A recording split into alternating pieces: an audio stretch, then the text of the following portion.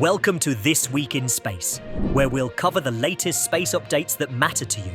For this week's episode, the European Space Agency launched its Ariane 6 rocket on July 9th, 2024, marking a key moment in European space travel.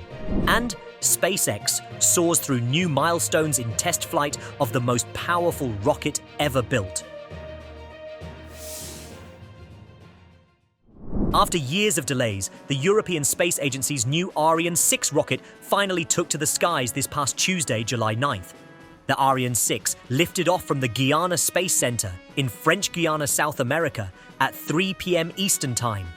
The launch went smoothly, with the rocket successfully reaching orbit, deploying several small satellites and conducting experiments. Cheers erupted in the control room as each milestone was reached. However, about 2 hours and 50 minutes into the flight, an anomaly occurred.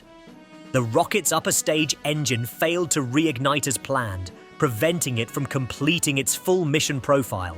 The root cause of the issue is still under investigation. Despite this hiccup, the Ariane 6 launch is still considered a major success for the European space program. This new rocket is designed to provide Europe with independent access to space, reducing its reliance on other launch providers like SpaceX. The Ariane 6 can carry up to 25,000 kilograms, or 47,400 pounds to low Earth orbit, which is larger payloads than its predecessor, Ariane 5. It also aims to lower launch costs, under $100 million per launch, though it remains to be seen how it will compete with the ultra-low prices of SpaceX's Falcon 9 rocket. The Ariane 6 launch is critical for the European space industry. The Ariane 5 rocket, which the Ariane 6 is replacing, flew its final mission just last month after 27 years of service. Europe's other launch vehicle, the Vega C, has also been grounded since a failure in December 2022. This has left Europe without an operational homegrown rocket for over a year, potentially causing some customers to look elsewhere, like SpaceX, for their launch needs.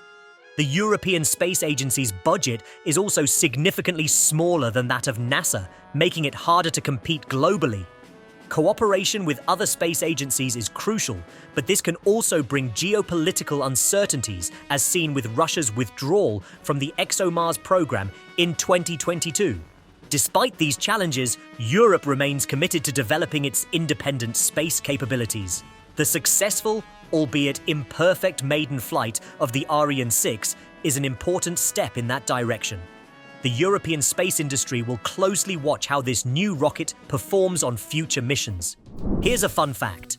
Did you know that the Ariane 6 rocket's upper stage was supposed to intentionally dive back to Earth and sink in the Pacific Ocean's Point Nemo? This remote location is the farthest spot from any land on the planet, making it an ideal graveyard for spent rocket stages.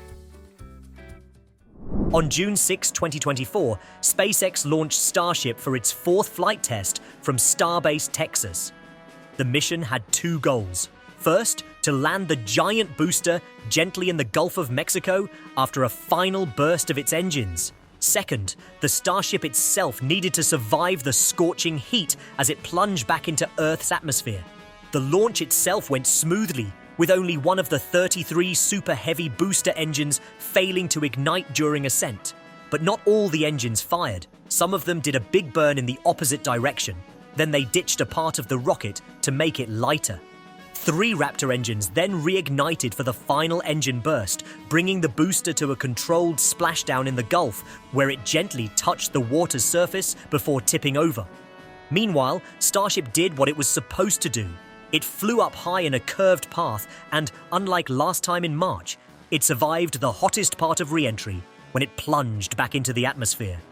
While it did sustain some damage to a flap, the spacecraft continued a controlled descent and executed a landing burn before splashing down in the ocean roughly 65 minutes after liftoff. This successful test flight proved 2 things. First, that Starship parts can be used again, and second, that Starship can handle the fiery heat of coming back into Earth's atmosphere. All this information will help SpaceX keep building a better Starship.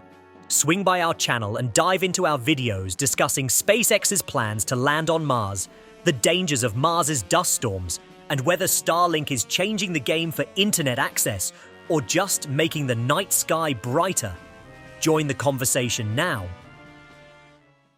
Hey everyone, thanks for hanging out with This Week in Space. What's your favorite thing about space? Did any of the news stories blow your mind? Let us know in the comments below. Don't forget to like, share, and subscribe for more exciting space updates. Hit the notification bell so you never miss an episode. Until next time, keep looking up.